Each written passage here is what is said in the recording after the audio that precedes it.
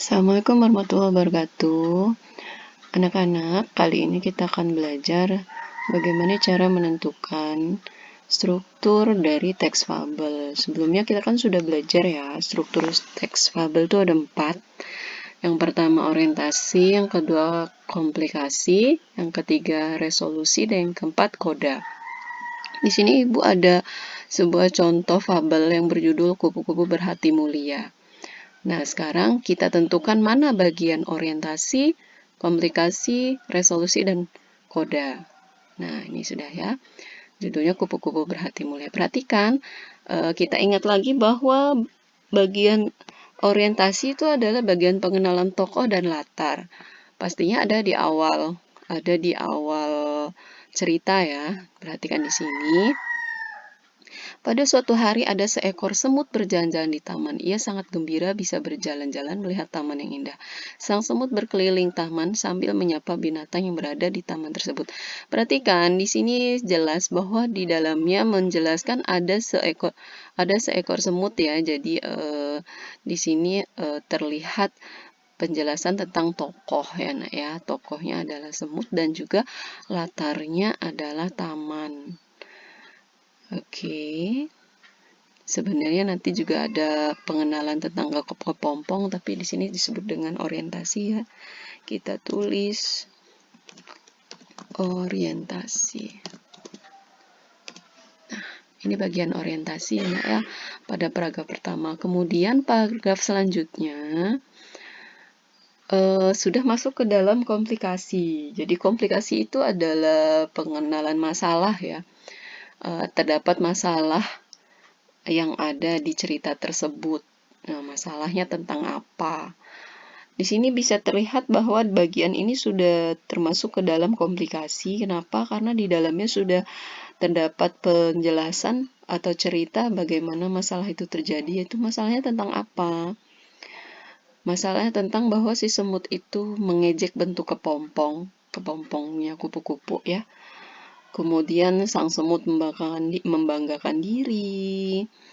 Kemudian dia bangga bisa mengangkat, pokoknya dia sombong. Kemudian si kepompong hanya diam aja. Lalu di situ si semut jatuh.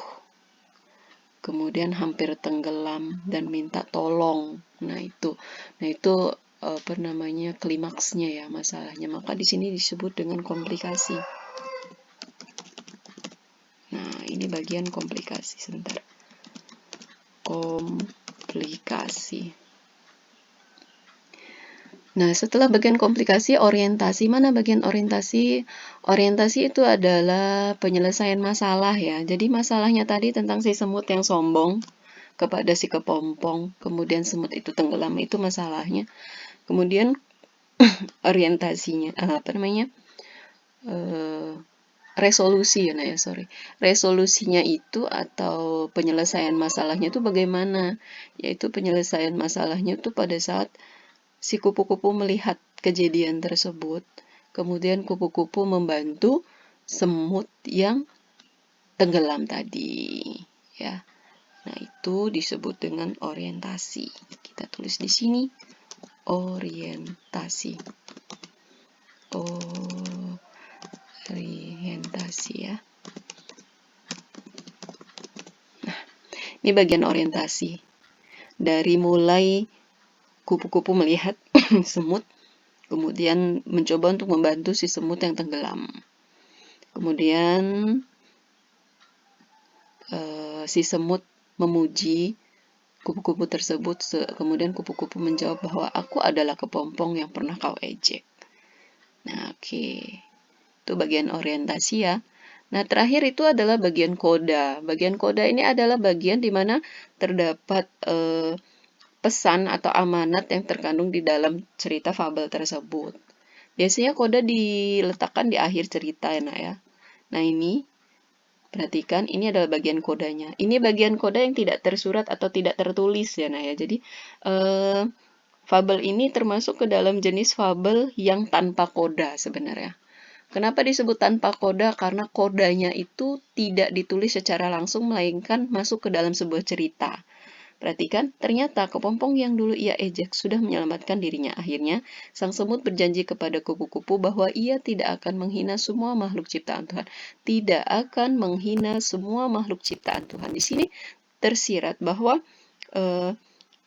koda atau pesan yang terkandung dalam fabel ini adalah kita tidak boleh menghina makhluk ciptaan Tuhan. Tidak boleh sombong terhadap makhluk ciptaan Tuhan yang lain. Jadi di sini disebut dengan koda, bagian kodanya.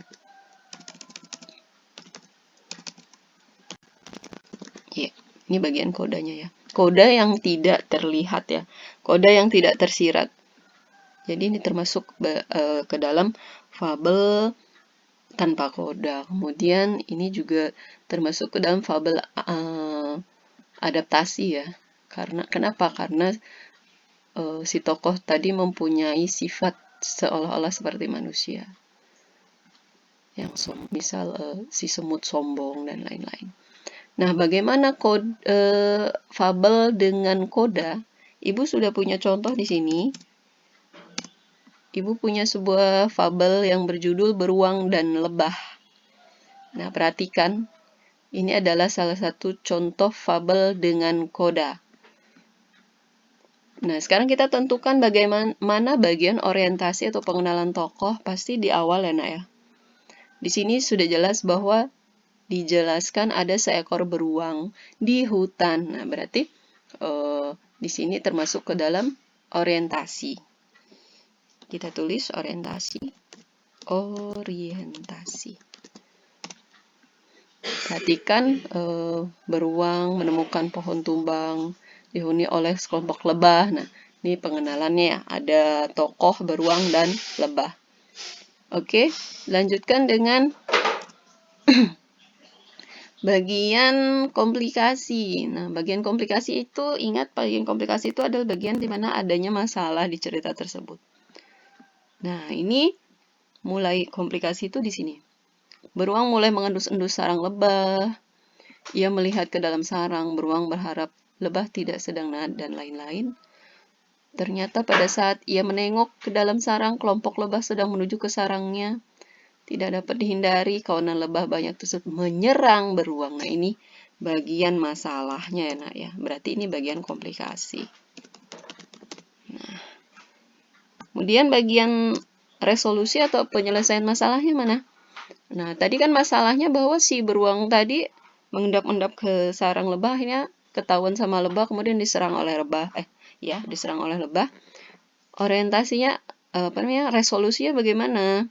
Yaitu bahwa bagaimana si beruang tadi melawan ya dan berlari dari rumah si lebah. Berusaha dengan susah payah beruang mencoba melawan. Kemudian kawanan lebah makin ganas, justru memanggil lebah yang lain. Akhirnya beruang tidak bisa menghindar dan merelakan tubuhnya disengat kawanan lebah. Nah, ini bagian resolusinya ya. Kita tulis.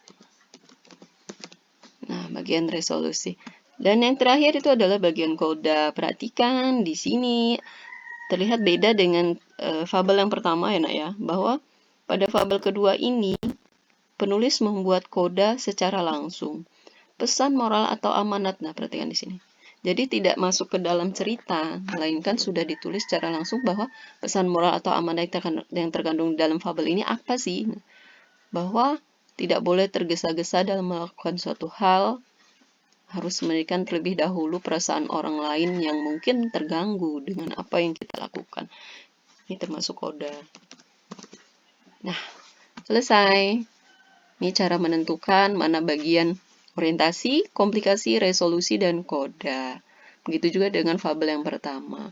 Nah, anak-anak, penjelasan sudah selesai. Semoga kalian bisa paham. Nanti kita akan latihan soal di classroom. Ibu akan berikan sebuah teks fabel dan kalian harus menentukan mana bagian orientasi, komplikasi, resolusi, dan koda seperti yang sudah Ibu contohkan. Terima kasih, tetap semangat belajar. Wassalamualaikum warahmatullahi wabarakatuh.